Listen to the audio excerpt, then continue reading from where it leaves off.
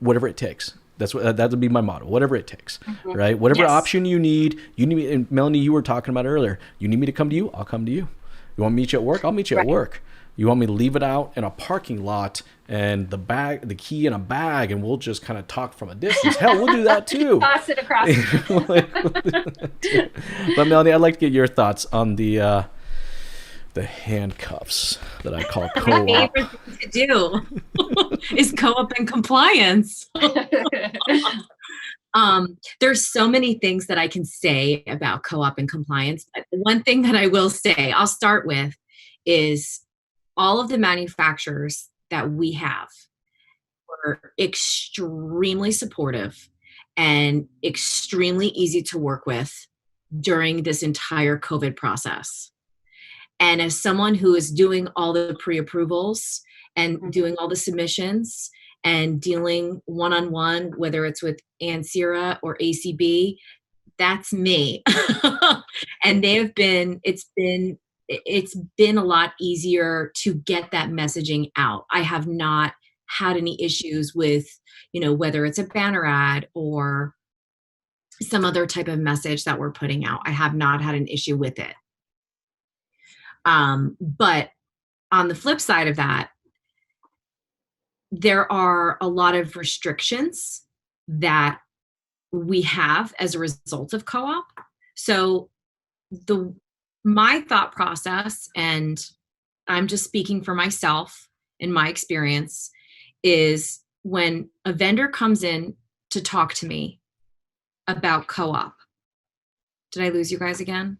No. Oh no. No, we can hear you. Hello? Can you hear us? Uh-oh. Hi. We can do it all. Are you there? Sorry. Can you? We can hear you. Okay. Sorry. My Wi-Fi is unstable here. I should have stayed in my home office today. Okay, so should I start over with co-op? Okay. Okay. What was I saying? Okay, co-op. So in my experience so far during COVID has been all the manufacturers have been extremely supportive and have been very easy to work with from the compliance and the co-op standpoint with regard to our marketing and our advertising. So the normal kickbacks that I would get for any sort of, font or spacing or, not having the proper image or whatever, I haven't really been receiving that for the last few months. But I also have a different thought process. As well with regard to co-op, because the way that I see it is it's really the owner's money. And a lot of times I get phone calls from vendors that are part of a manufacturer program, and they're constantly talking to me about co-op money. And I just want to be like, please stop. Like, stop talking to me about co-op, because we're not even factoring in co-op right now. That's not the number we're looking at.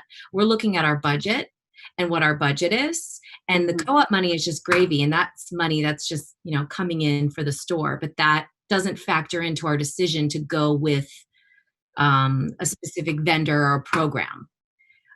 But with all that being said, co-op is definitely, up until the COVID experience, has been very redundant and monotonous, and it's very time consuming. And I do it for all of our stores, and it takes up a big percentage of my time when we're actively doing media buys, at the beginning of the month and submitting everything from the previous month and so on and so forth. But I think that dealerships will find that if they start incorporating different messaging into their strategy, whether it's them doing it with their agency or working with a vendor to put some of the messaging about community, to put the messaging on about, the options that they have, that the dealership is open, that they offer pickup and drop off, and you could do curbside deliveries. The manufacturers are going to be all for it because they want to sell cars. Yeah. So I do think that they're going to be okay with it, to incorporate some of that messaging into it. Well, I hope that's the case, and I hope it continues to be that case. And like I said, I mean, our industry has gone through such a shift and a change, and we've had to adapt really quickly. And I just hope, and I'm just praying that snowball effect of change doesn't stop and that it continues. I know I know we're running a little bit out of time. I know we wanted to talk a little bit about the vendor-client relationship. But I think what we talked about is almost kind of the same thing. I mean, if I'm on the other side of the table right now, the vendors that be coming to me, I want to know that there's options. Like I want to know that and you're don't you flexible think to work also, with. I think also, I'll be quick on this with the vendors, but that they truly care about you and your business. I think that's what it really is. Like the folks that I work with, Melanie and I have laughed about this offline, and my clients know this right now. I hand select the clients that I work with, and like, how lucky am I to do that? But they have to really connect with me on a personal level, because I want to feel like I'm excited to help all of these vendors get to the next level. And if you don't feel that way, then it's just not there, at least for me. Like I can't fake it.